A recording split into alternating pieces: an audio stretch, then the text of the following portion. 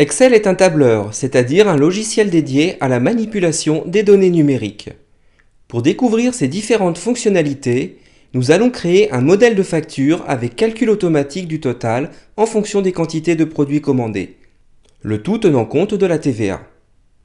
Nous présenterons ensuite l'évolution des ventes de la société PrintExpert sous forme de graphique. À l'instar de Word, je lance Excel depuis le menu Démarrer en sélectionnant les commandes Programme puis Microsoft Excel.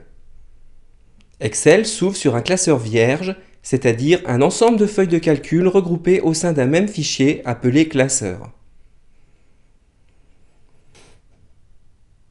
Une feuille de calcul est une sorte de grand tableau composé de lignes et de colonnes.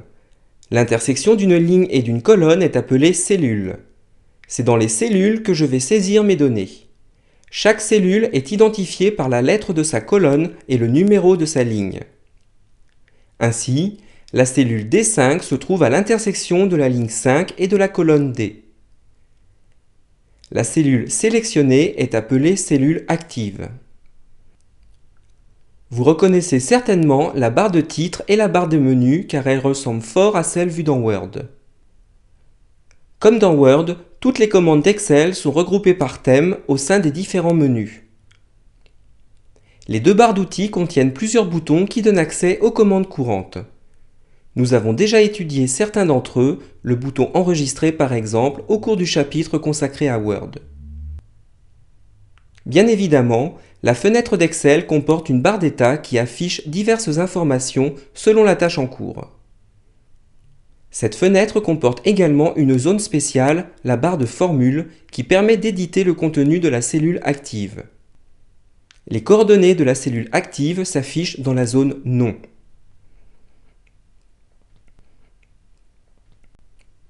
Pour passer d'une cellule à l'autre, je clique sur la cellule avec la souris. Pour me déplacer plus rapidement sur une même ligne, j'utilise la touche Tabulation du clavier, ce qui active la cellule située à droite de la cellule active.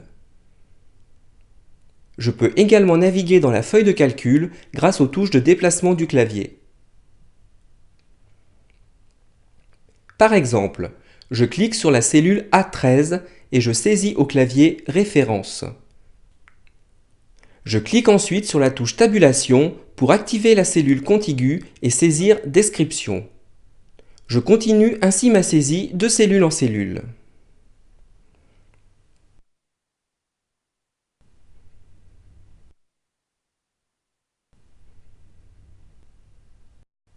Je remarque qu'en commençant la saisie de la cellule B18, Excel m'affiche le contenu de la cellule B17. Cette fonction de saisie automatique vous fera gagner du temps car elle permet de saisir uniquement les données qui diffèrent d'une cellule à l'autre.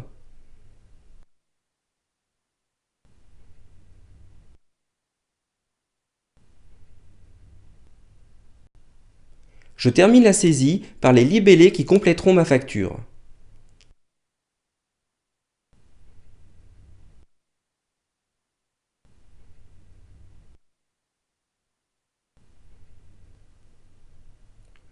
Pour nommer la feuille de calcul en cours, je double-clique sur le nom proposé par défaut et je saisis le nom réel, ici Facture. J'enregistre ensuite mon document en cliquant sur la commande Enregistrer du menu Fichier. Je sauvegarde ce classeur dans le dossier Mes documents sous le nom PrintExpert. Pour fermer le classeur PrintExpert, je clique tout simplement sur sa case de fermeture. Rendez-vous à la leçon suivante où nous verrons comment modifier les données d'une feuille de calcul.